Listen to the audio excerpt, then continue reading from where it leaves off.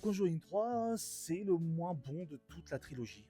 Aujourd'hui, on a affaire à l'une des affaires de Warren les plus choquantes et les plus violentes qu'ils aient vécues. Un homme accusé de meurtre prétend être possédé par un démon, sauf qu'au final, c'est encore plus compliqué que ça, car ce n'est pas qu'un démon, c'est une malédiction lancée sur lui par une sorcière, et les Warren vont affronter quelque chose qu'ils n'ont jamais affronté encore. Ah, c'est sûr, sur le papier, on a affaire au Conjuring le plus différent des deux autres, et le plus sombre et violent. Car oui, il y a beaucoup de violence dans celui-là, et c'est pas mal en soi. Franchement, c'est pas mal, ça fait du changement, c'est pas redondant, voilà, c'est bien. Mais ça n'a pas trop marché pour moi. Alors, j'apprécie le fait qu'il soit différent des deux autres opus, même si au final, dans le fond, c'est la même chose. Déjà, les personnages, je les trouve beaucoup moins intéressants et beaucoup moins attachants que dans les deux autres. Bien sûr, mis à part les Warren, qui restent toujours aussi attachants, surtout Ed, qui manque de mourir je ne sais pas combien de fois dans cet opus. Mais je sais pas, je trouve qu'il manque un peu de ce truc, justement, qu'il y avait dans les deux autres. La mise en scène, je la trouve pas si géniale. J'interromps vite fait la vidéo, car je viens de me rendre compte qu'en fait, le réalisateur, c'est Michael Chaves, qui a réalisé du coup le troisième et qui va réaliser le futur quatrième Conjuring. Et ce n'était pas James Wan, qui était juste producteur sur celui-ci. Donc, tout s'explique pourquoi il est différent des autres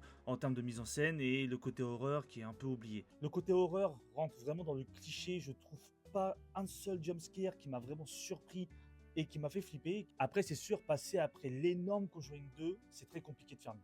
Mais malgré ses défauts, j'ai quand même passé un bon moment devant. Le film reste quand même très regardable. Donc pour conclure, il reste très sympa, mais il est clairement en dessous des deux autres. Demain, je vais aller voir le fameux Conjuring 4. Est-ce qu'il va être mieux? Est-ce qu'il va être pire que le troisième? Est-ce que ça sera le meilleur de la saga?